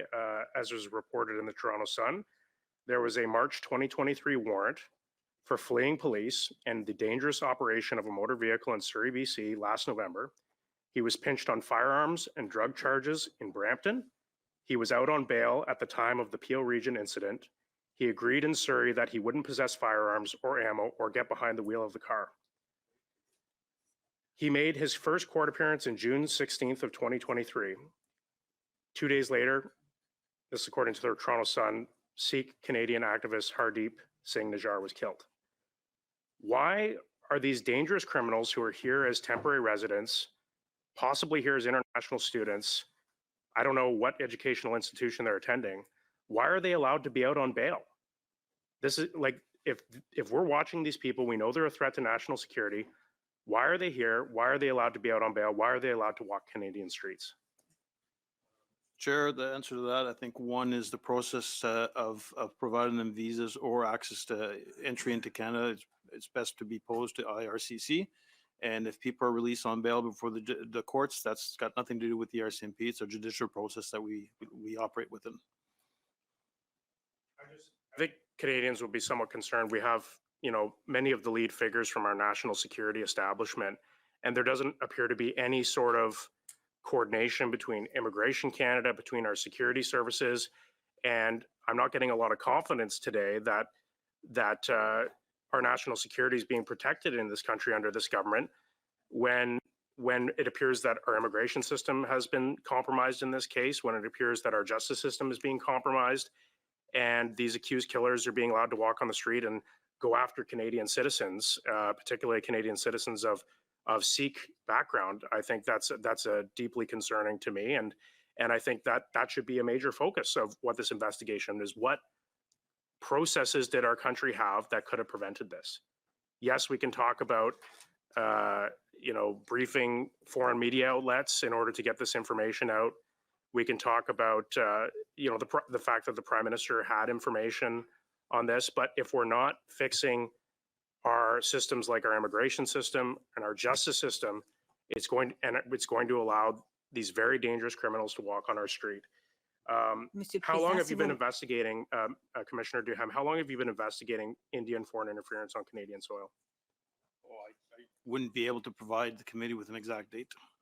It just seems to me that this has become an issue very recently, and I suspect it has been a long time issue, but it really seems to have come to a boil in the last few years. Can you tell this committee maybe why this has become an issue in the last few years? It seems to have become a big issue. Whole question, I would take you back when the director of CSIS, former director David Vigneault, brought to the forefront the immediate risk to Canadians with the ideological motivated violent extremists. That was pretty new to us because it wasn't on the radar. And I would say foreign interference, although it was probably happening way before it came to the forefront like it is right now. But I think it's a phenomenon that we've learned over the years, and it's present more now than what we've seen before because there's probably more intelligence and work being done. And I'm not saying that this has never been an issue and that it only became an issue recently. This has obviously been a serious issue, and so thank you for that. Thank you. We seem to have bells. Let's find out what's going on with the bells for a minute. Actually, while we're finding out, we'll go to Ms. DeMoff for 5 minutes. Thank you. And I want to start by sincerely thanking all of you and the people that work with you for the work that you've done on this. I think it was a shock for me to just see how pervasive this issue was in Canada and how Canadian lives were being put at risk. So I just sincerely thank you to all of you for the work that you've done. I do, just quickly before I get to some of the questions I had, Ms. Drouin, you looked like you wanted to say something to the previous question, and I just wondered if you could respond, please. Thank you so much for giving me this opportunity. I just want to say that we take the immigration security screening very seriously. It's a process that involves IRCC, CBSA, CSIS, RCMP. Yes, as any other field, always room for improvement, but it is not something that we are not taking, as I said, seriously. I need also to say that we cannot take for granted that those individuals came to Canada with criminal backgrounds. Maybe it is sometimes the situation, but we cannot take for granted that it is always the situation. And, you know, doing a good screening also involves having a very good partnership and relation with the country of origin, as we need to also rely on their own information. So those are the information that I want. And thank you for giving me this opportunity. No, that's okay. I mean, would you rely on a police record check from India in doing screening? I would think that there may be security concerns with doing that. So we never 100% rely for sure, but it is an important input, but we need to do all separate also monitoring. Probably better directed at the IRCC, but Commissioner Duhem, I had a question for you. You had mentioned that the RCMP brought this issue to the government, and I wondered if you could just quickly clear up. There have been allegations that the Prime Minister directed you to go public on Thanksgiving Monday. Was that the case? No, it wasn't the case. And I've shared earlier that we never actually pinpoint October 14th as that date. We knew that we wanted to come proactively, but then when you look at the efforts that Madame Duhem and Mr. Morrison took in Singapore, the lack of engagement by Indian officials with our Deputy Commissioner Flynn, the leaks to the media, the fact that they didn't want to talk to us on Monday, October 14th, we said there's no sense of delaying this. Let's go right away to inform the Canadian public. One of the things that our study is looking at is the misinformation and disinformation that's being put out by the government of India. And I'm wondering if you can maybe, I'm not sure who is best placed for this, maybe CSIS, or I'll let you decide. Talk about the disinformation campaign that's going on now and the impact that it can have on Canadians because of the information that they're putting out. Obviously, really important issue, misinformation, not just from a state of India, but there are a number of states that we are concerned about how dis and misinformation might be affecting Canadians. I think colleagues will be aware that we have established a counter foreign interference coordinator at Public Safety. And in addition to some of my colleagues earlier spoken about engagement and outreach being a really core component of that, also understanding mis and disinformation and deliberating on how we can best provide information to Canadians that counteracts that dis and misinformation, identifies it, calls it out when we see it happening. This is an area of significant effort on behalf of public safety right now. Thank you. And Chair, I'd just like to read this notice of motion, and I don't want to do anything with it today, that the committee summon Liam Donovan and Lauren Southern to testify on their own for no less than 2 hours on their participation in Russian-backed interference and far-right disinformation campaigns intended to manipulate the Canadian public, and that they appear before November 29th. So I'm just giving notice of that today. I only have 30 seconds left. I wonder if you might be able to give us some examples of the type of disinformation that India is engaged in on this particular issue. What I've said before, India spread that we have not shared with them any evidence. And they also spread that the fact that we do have violence in Canada is because we are not taking extreme violence seriously. Thank you. Thanks, Chair. Thank you. We go now to Ms. Michaud. Allez-y, s'il vous plaît. 2 minutes and demi, s'il vous plaît. 2.5 minutes, please. Thank you, Mr. Chairman. The special report by the Parliamentary Committee on Foreign Interference indicated that after China, India is the one that has the most interference in Canadian institutions. Apparently, there are activities that go beyond pro-Khalistan demands expressed in Canadian society, interference in Canadian institutions, targeting Canadian politicians and media, ethno-Indian institutions, and so on. So we have evidence that there is a person in Canada who might be in danger. You meet with that person. So I was going to ask you, what can you offer that person in terms of protection? Can the RCMP offer protection to those people? And that leads me to another question. Do you only meet the people whose lives are in danger, or do you also meet those who might be suspected of participating in foreign interference? Sometimes, if you're talking about politicians, there might be people who participated without even noticing it. Somebody who goes on a parliamentary mission abroad and has a drink with a colleague from another country, shares information about Canada without realizing that this is privileged information. Do you do that kind of meeting too with people that you think may have cooperated with India in this case?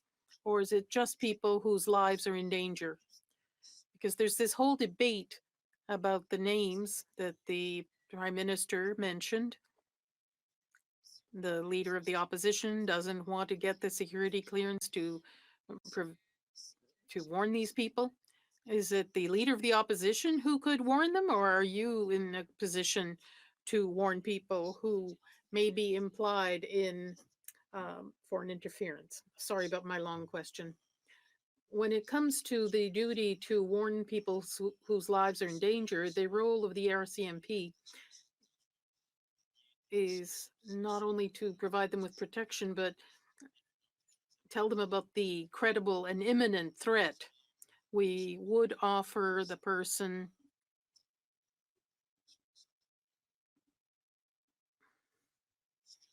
certain suggestions on maybe not follow the same routine every day, educate them about cybersecurity. There's no cookie cutter approach for each case. We try to educate people to change their habits. The other question I would say you should put to their service, because what you're saying right now, the RCMP will get involved in foreign interference when there's criminal activity. But beyond that, if there's intelligence that's being shared, because so-and-so met with so-and-so, I think that CSIS would be in a better position to meet with that person. If there's any time left, I would ask Mr. Rogers to answer. We have these kinds of meetings. Many times over the last number of years. And we also, just to add to what the commissioner said, we've done that with partners and community groups, not just individuals, but where we see that there might be groups of individuals that could be the targets of a particular government's foreign interference strategy, with Public Safety Canada, the RCMP and others, we can engage them. Merci, madame.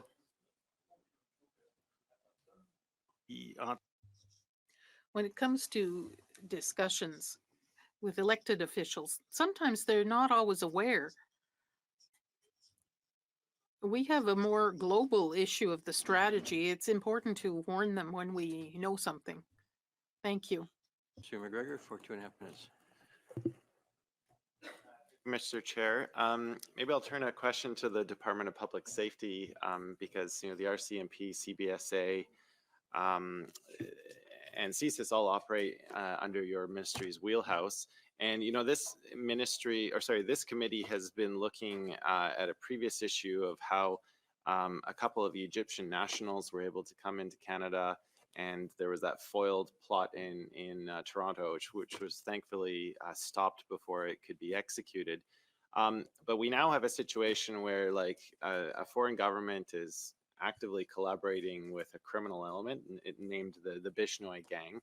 And I guess I know that your department is still doing some internal investigations about, how did IRCC and CBSA coordinate and what went wrong.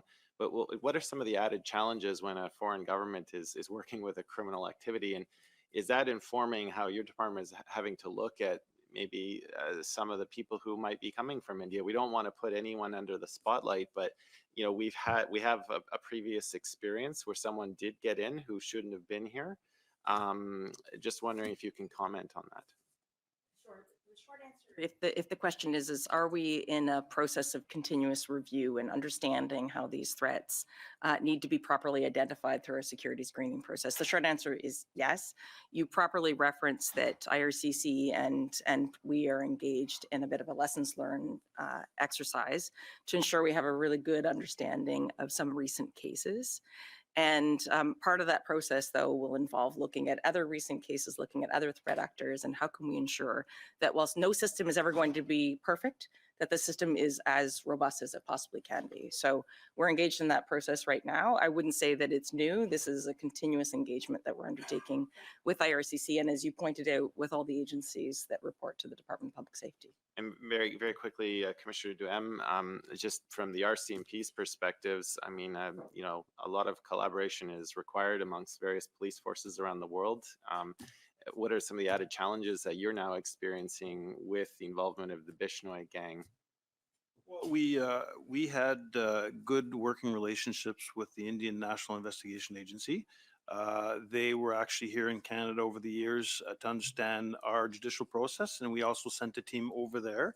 And obviously, with what happened, we have to rebuild those relationships because we do have things in common. When I think of violent extremists, it's not only happening here in Canada, but it's also happening in India. So there are common interests there, and we want to renew those relationships so we can work together for a common cause. Mr. McGregor. We go now to Mr. Motz for 5 minutes. Thank you very much, Chair, and thank you very much for being here, witnesses.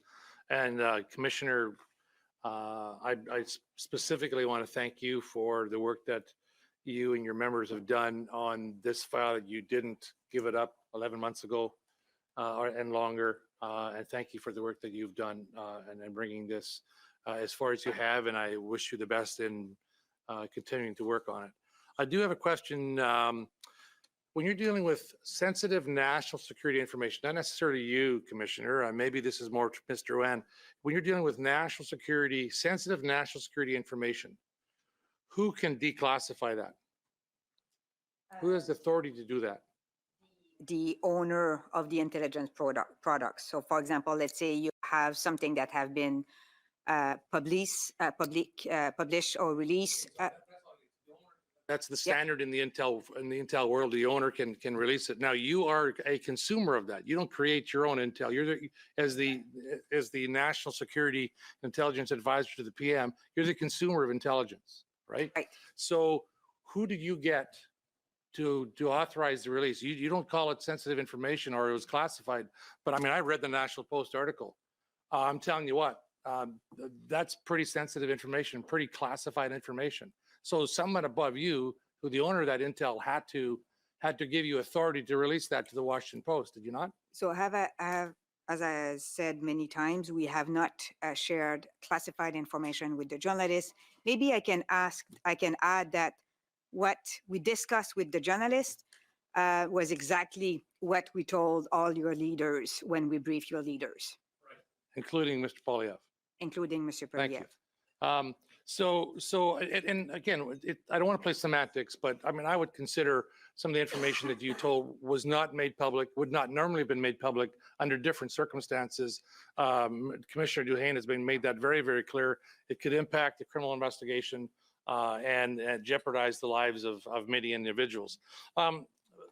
Commissioner, you stated very recently, I don't know the exact time, but within the last week or so, that you would have concerns if the 6 diplomats were to be replaced. Does that remain your position?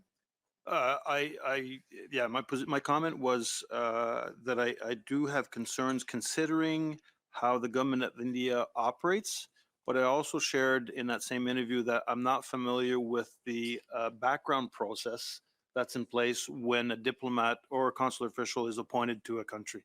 So perhaps Mr. Morrison would be better placed to explain on the security side or checks. Mr. Morrison, do you share those same concerns? And what does that look like for global affairs? We will continue to let the dust settle. And then there's a lot of dust. And then we will work with our counterparts to ensure that both sides have adequate representation in each other's countries. There's a process of screening where when a country applies to accredit its diplomats, we work as Global Affairs Canada with the security agencies to ensure there's no adverse information. And assuming that's the case, then we accredit new diplomats. Thank you. And quickly, Commissioner, you had mentioned here just a couple of minutes ago about it's reasonable to assume, in fact, it's occurring that India also experiences violent extremism, differently than we do here. You indicated that that's a reality. Now, is it possible that criminals from Canada are giving direction to operas in India, just like it's alleged to be vice versa to Canada? I mean, after coming out on October 14th, anything's possible. We can't discount that, but that's the importance of working with our colleagues in India so we can work together and address the people who are involved. Thank you.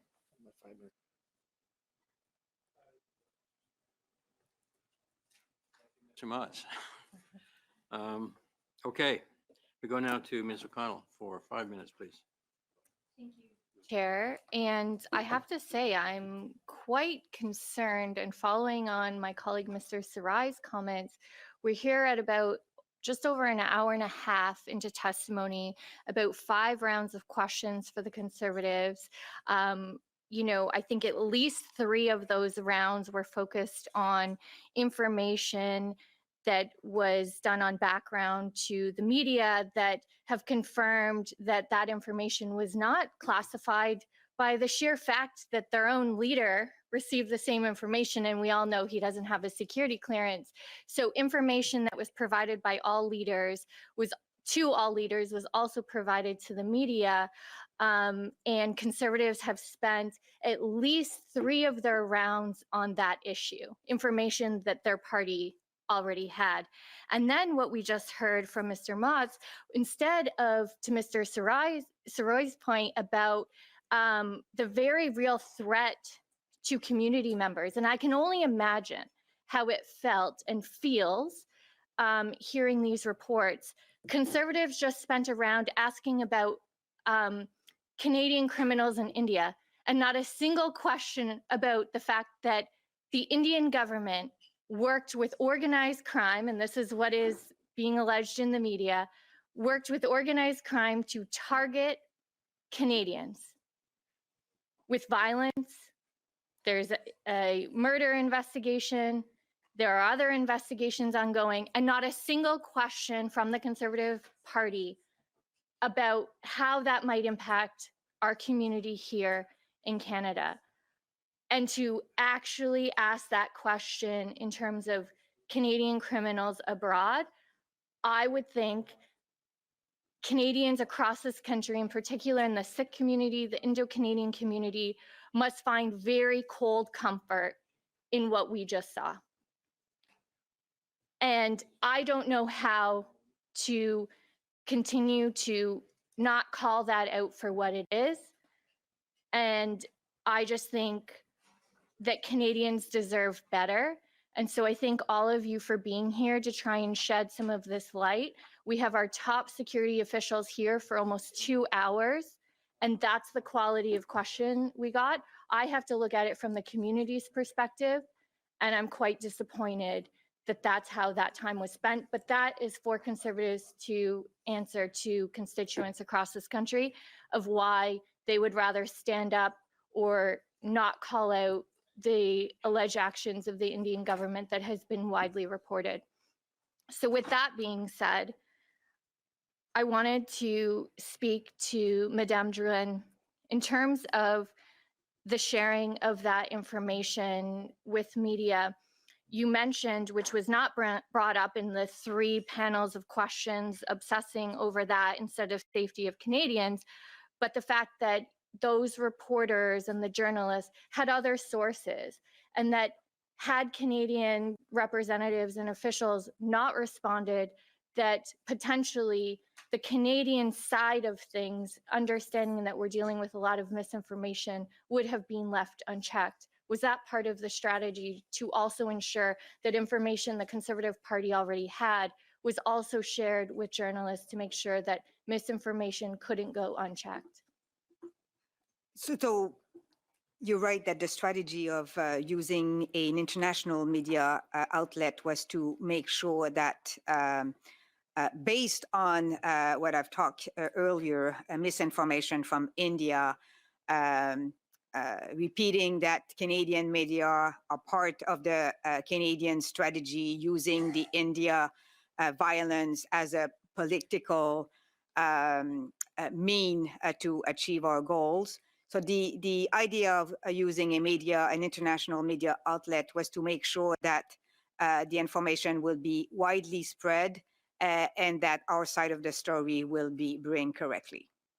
Thank you. Commissioner Duhem or anyone else that'd like to comment on this.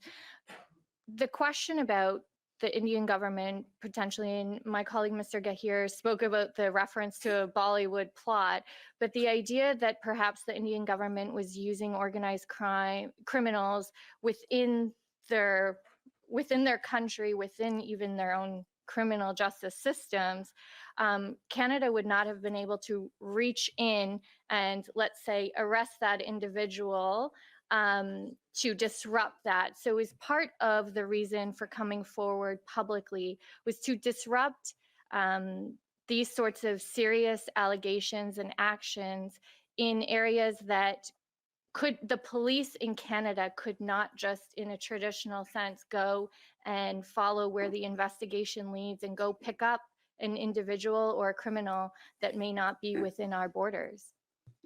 Quick answer, please. Priority for us was public safety. Thank you. Great. Thank you, Ms. O'Connell. We'll start our fourth round now with Mr. Shipley. 5 minutes, please. Thank you. Thank you, Chair. Thank you to Mrs. being here today.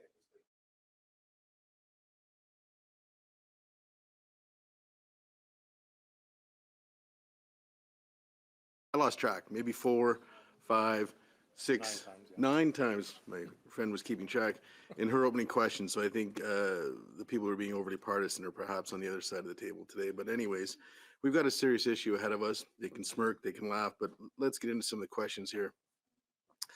To Mr. Morrison and Mr. Uan, an NSA report from 2019 stated that CSIS observed an increase in Indian threat related activity targeting the Indo-Canadian, diaspora and government institutions. This same NSA report found that Indian consular officials were maintaining blacklists of dissidents, controlling travel visas to India, and recruiting community sources that were engaging MPs and political candidates to advance Indian objectives. Given that each of your organizations presumably read this report at the time and knew about these activities dating back to at least 2019, which very clearly fall outside of the norm of diplomatic activity, why did the government wait until these threats had escalated to the point of violence and murder to expel any consular officials? I think as Natalie said and has been testified to today, the various parts of the government have been live to the issue of foreign interference for a number of years and have been taking all kinds of measures when the situation reached its apex, as has been described, and as the RCMP has said, when they came to us and sought our help, we then used one of our heaviest diplomatic tools, which was the persona non grata tool. But I wouldn't assume that Indian foreign interference was not a constant subject of discussion throughout that time period, 2019 until the present, in all of our interactions with India.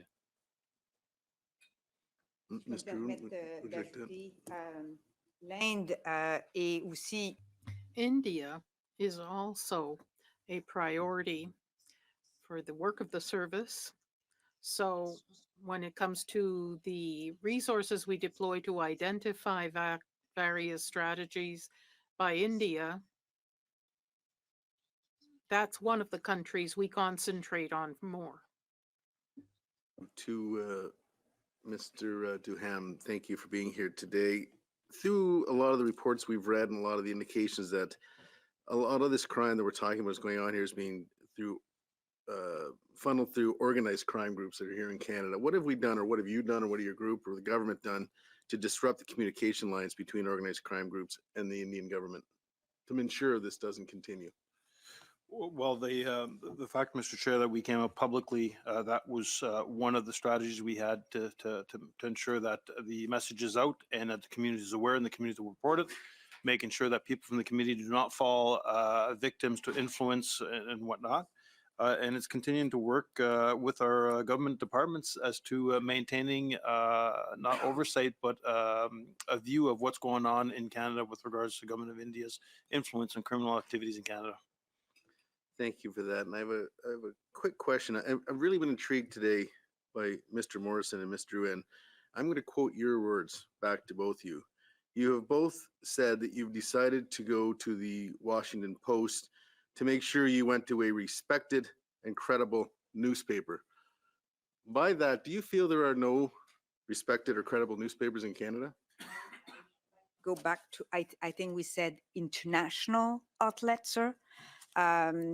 And this is a very you did important. say you wanted to go to a respected and credible news source, and you used the Washington Post.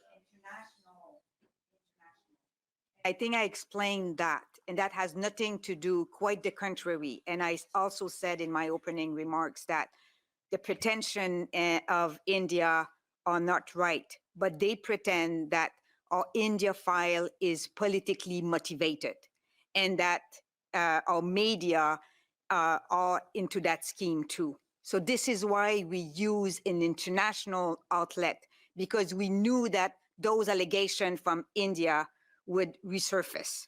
So that was the nexus and the reason to go with an international outlet. Thank you, Mr. Shipley. We'll go now to Mr. Dollarwall for 5 minutes, please.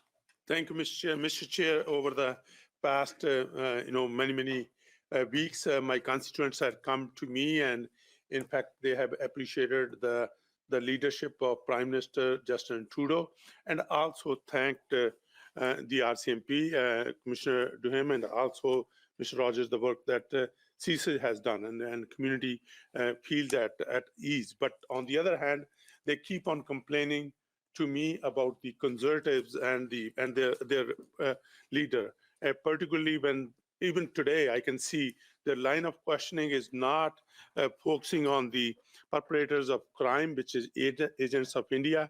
In fact, is questioning you and all those media things. I'm coming back to Mr. Rogers here. I just need more clarification.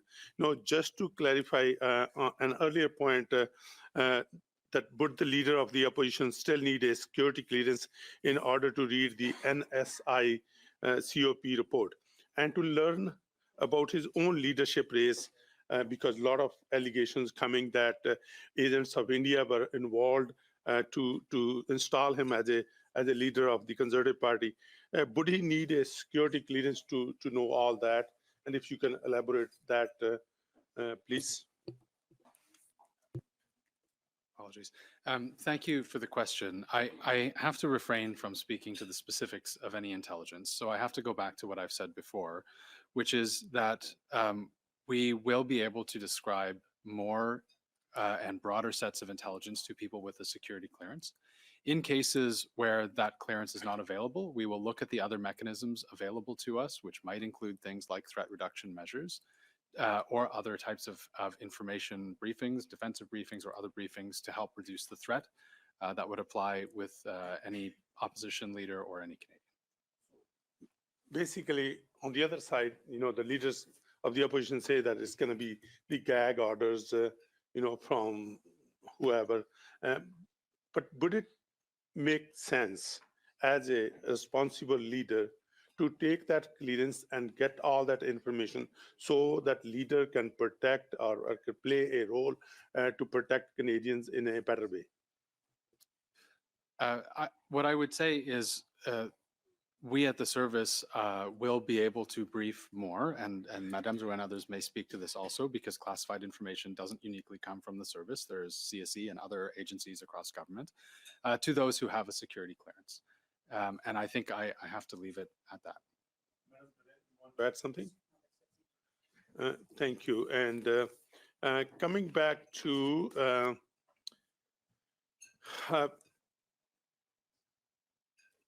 the RCMP, what lessons Commissioner, the RCMP has learned from these situations, and how will it prepare to for similar scenarios not to happen in future, and the Canadian lives are safe and not at risk?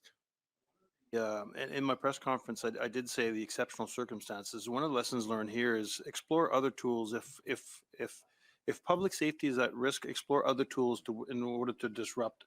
And this is exactly what we did with reaching out to the NSA as well as GAC to look at options, considering that the threshold for laying charges against a diplomat is fairly high, and the chance of prosecution sometimes is challenging.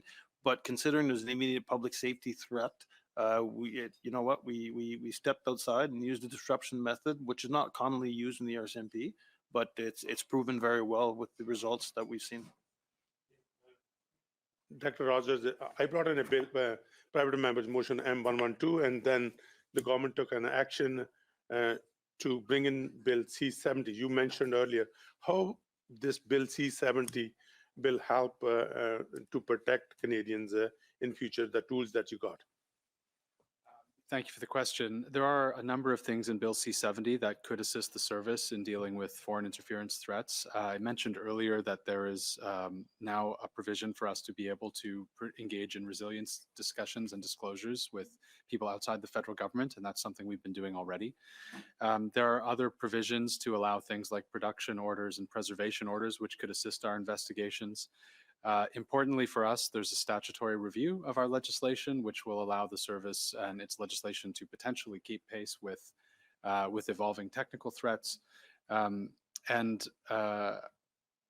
think I can leave it at that. There are a number of other measures. Oh, I should say it also closed the gap in one of our investigative gaps, which had come to light recently, where CSIS was unable to collect information about a threat actor in Canada if that information resided outside of Canada. That could certainly be applied in a foreign interference context, and that was resolved with Bill C70 also. Thank you, Mr. Dhaliwal. We go encore, Madame. Once again, Ms. Michaud, please go ahead for 2.5 minutes. Thank you, Mr. Chairman. Mr. McGregor spoke about the relationship with our allies and what all this means to the situation with India. And Mr. Morrison, you were saying earlier that in the Washington Post article, you wanted to talk to your allies and send a message to counter the disinformation from India. So my first question is, why did you decide to talk to your allies through the media? Is it because you were targeting the public in allied countries? I imagine there were already conversations going on with the allies.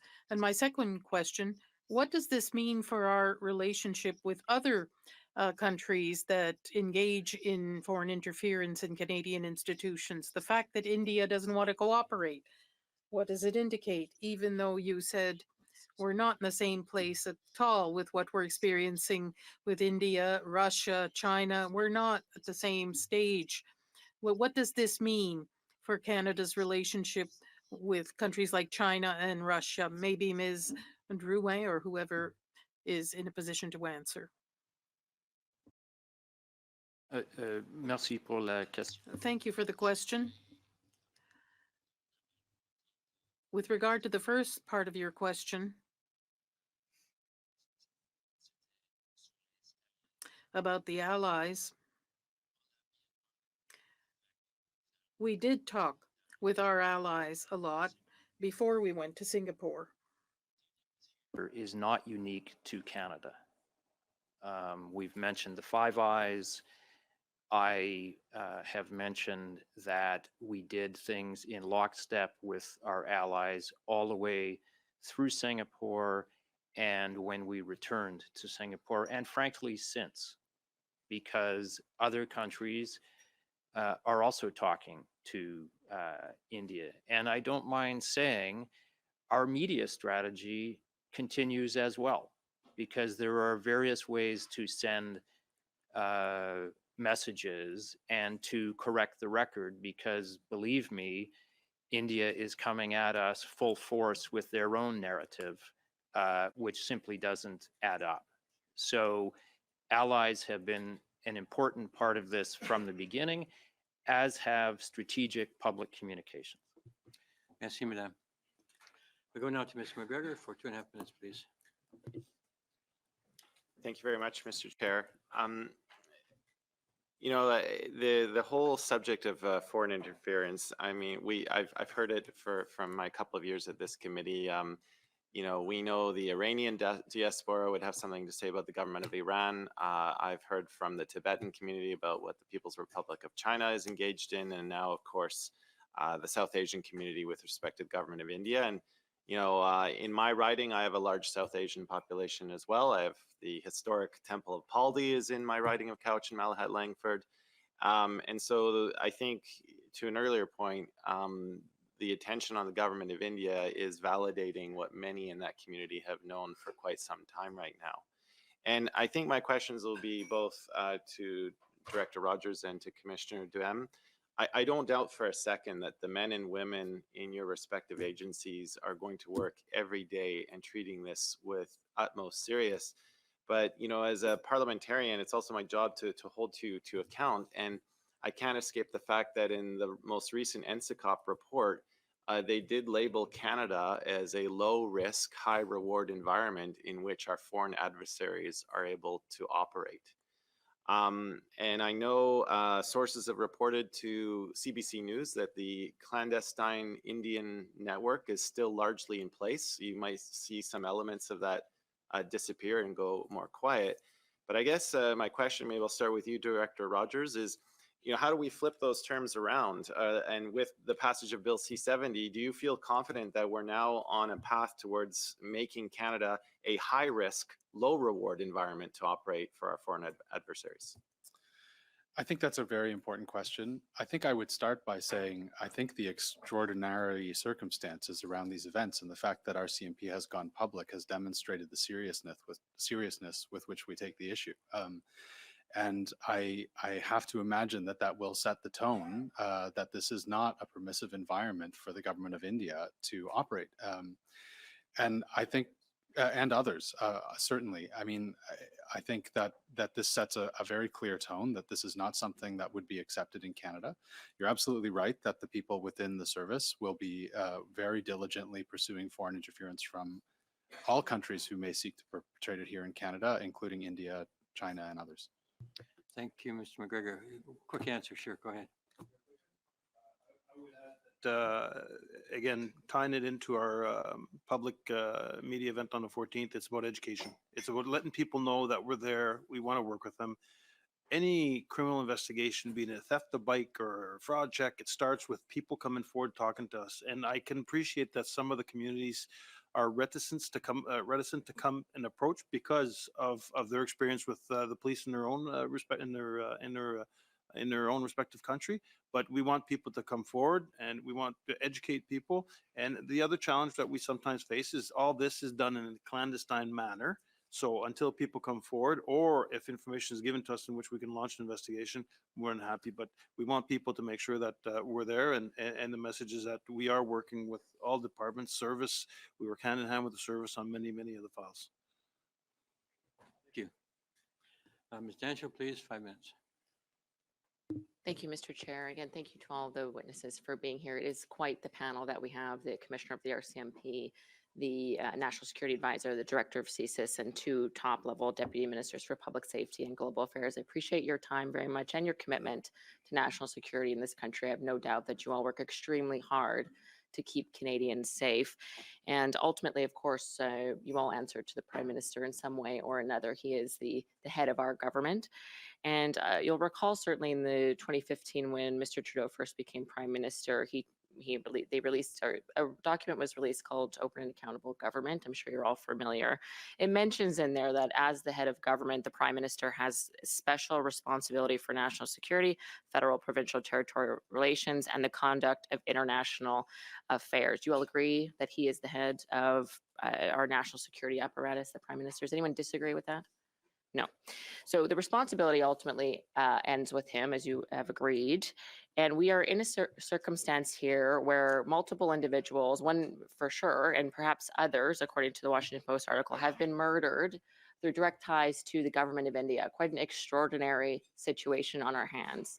We also have a situation where we have a foreign interference inquiry with Justice Hogue, where the real center of that is that China has been interfering in multiple elections, looking to undermine our democracy. We have misinformation en masse from Russia. We have issues from Iran. We have issues from Pakistan, others. Canada, from my understanding, has never quite been in this type of, we'll call it a pickle, to put it blunt, to put it lightly, where so many adversaries and others who we thought were certainly friends are coming at Canada from all angles. Is there any other time in history you can point to Canada facing this many threats in this way domestically from foreign actors? Is there any other time in the last 2 generations, for example?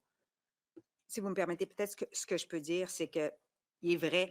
What I could say is that it's true we have to take seriously any attempt at foreign interference. I think that some of us here stated that during the last election, elections were fair and were not marked by the consequences of foreign interference. As parliamentarians, you adopted Bill C-170. But that wasn't specifically my question. I do appreciate your commentary in response to my commentary, but that was not directly answering my question. But I'll just put that aside for now. As actually our colleague from the NDP mentioned, the NSA report labeled Canada a low risk, high reward for foreign adversaries, in essence, to come to Canada and wreak havoc and cause a lot of crime and chaos and even death now from India, for example, as you've mentioned. And so my concern is that the leadership from the top, given the only individual ultimately responsible for national security, and we have death on our hands. We had 13 more individuals in peril. From an objective analysis, things are not going that well in Canada. I appreciate there's things that you've done that we'll never know, but we should be grateful for. I appreciate that very much. But the fact that there's individuals being murdered in Canada is beyond comprehension from a foreign government. I'm sure you would agree. From our perspective as the official opposition tasked with holding the Liberal government accountable, this is an abject failure to maintain national security. The fact that individuals have been murdered, the fact that there are communities in this country, the Sikh community, for example, that have felt incredibly vulnerable under the so-called leadership of the current Prime Minister. So I think that really is the reason we are here, is because he has failed to maintain national security. The reason we have the national inquiry into foreign interference is because there's been a failure to maintain the integrity of our democracy in terms of its attacks from China, and the confidence that creates, the confidence issue that creates across Canada is deeply concerning, and the message that sends to other adversaries that they could take advantage of our democratic process and our trusting nature. So I think that really needs to be underlined in the sense that you can only do what your limitations are, what the leadership of this country are. So I just wanted to underline that, because I feel that there seems to be an obsession with members opposite with the opposition leader, when I wish that the Liberal members would apply that same energy to holding their own Prime Minister accountable for failing to stop the murders of a number of people in Canada from a foreign government, for failing to stop interference into our elections. That's really quite a frustrating matter that has happened under their watch as they've been part of the Liberal government. And so, Mr. Chair, I just conclude that, again, I thank you for your efforts, and I appreciate very much what you've done to protect Canadians and to fill the gaps for the lack of leadership from our Prime Minister to do so. Thank you. Thank you, Ms. Dunshall. We go now to Mr. Sarai for 5 minutes. Mr. Chair, I just wanted to remind those that are watching, or maybe the press that's here, or others that are paying attention to this, that this study is on, quote, electoral interference and criminal activities by agents of the government of India. But it seems to be only 3 parties are asking questions on this study, while 1 party is asking questions based on a new love affair with Canadian journalism.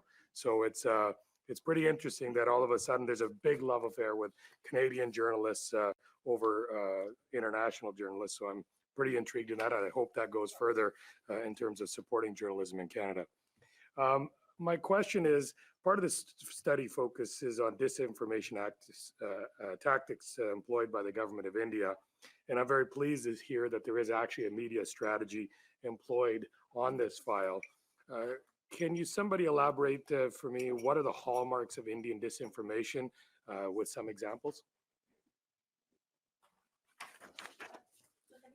Security advisor has spoken a bit about some of the tactics that we've seen in this very particular case. I think what we have to say is that there is a deep concern that these activities are happening not just from one country, but from multiple countries.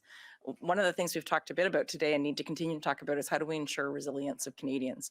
How do we ensure that they are well informed about efforts to disinform or misinform them? There's more to be done in that space. That's an effort ongoing by the Department of Public Safety amongst other colleagues. We're well informed by the intelligence from the service, from the RCMP and the tactics that are being used. But right now what we really need to focus on is how do we increase resilience so that Canadians are able to detect that and able to make sure that they're not affected by it. We have seen in the past, Canada even, I think, prohibit Russian broadcasters, Russian television, I believe, to work on Canadian networks because of that disinformation. And what I'm hearing from our diaspora and other members here as well is when they watch a lot of international news, unfortunately, they're watching a lot of the propaganda coming from that country. In particular, under this matter, they're hearing that India is actually only going, that Canada's harboring terrorists. They're only going after terrorists. They're actually justifying it, and it's saying that Canada is actually accepting terrorists and giving them a free rein. What are we doing to counter that narrative that's being spewed into Canadians? Because unfortunately, some diaspora populations watch international news more than Canadian broadcasters. Three parts of the strategy. One, we've talked a bit about some of the media strategy that we've employed recently. We at Public Safety are working very closely with colleagues at the Department of Heritage who also have engagement with the CRT amongst others in terms of how do we manage that at the macro level? How do we deal with some of the outlets that are propagating that dis and misinformation? So there's work to be done there. We also spoke about direct engagement with Canadians, though. I think that some of the outreach, the engagement, the trust and confidence that we're talking about, all of that is also going to have significant impacts in terms of making sure that Canadians understand when they are being affected by dis and misinformation. So thank you. Mr. Rogers, as we've seen in the U.S. indictments against Vikash Yadav and Nikhil Gupta, Indian foreign interference and transnational repression is not isolated to Canada. What work is CSIS doing to engage with our American and other Five Eye partners to disrupt Indian transnational repression? Thank you for the question. So as Mr. Morrison said earlier, we are working very closely with our allies, and this includes intelligence sharing. CSIS will share intelligence that it has about India's tactics here in Canada. We will compare that with the intelligence we have around from our allies, and we'll work together to identify and further techniques that we can use to disrupt those activities. I think intelligence sharing is a start. I also think it's important that CSIS continue to build relationships with segments of society who can help us to inform us about what they're experiencing, and that we can provide guidance where possible. And I know that's something we'll also do in accordance with our Five Eyes allies.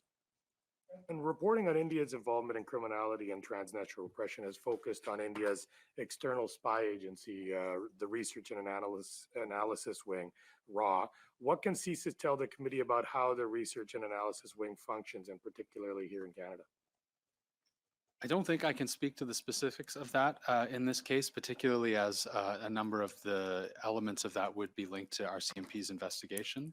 I can say that CSIS has had a relationship with RAW, and I think that we have said publicly before that we've seen that Indian proxies in Canada working at the behest of the government of India can do that with India's intelligence apparatus both here and abroad, but I'll limit my comments to that for today. Mr. I don't know about my time, but Mr. Duham, can the RCMP advise what Canadian Sikhs can do to keep themselves safe in Canada and secure in times where they feel they are at major risk, even going to a place of worship and praying, or participating in any activities that they feel are lawfully allowed in Canada? What measures can they take, and how can they work with your office? To what I said previously, if you see it, to hear it, report it. make sure that we're involved early on.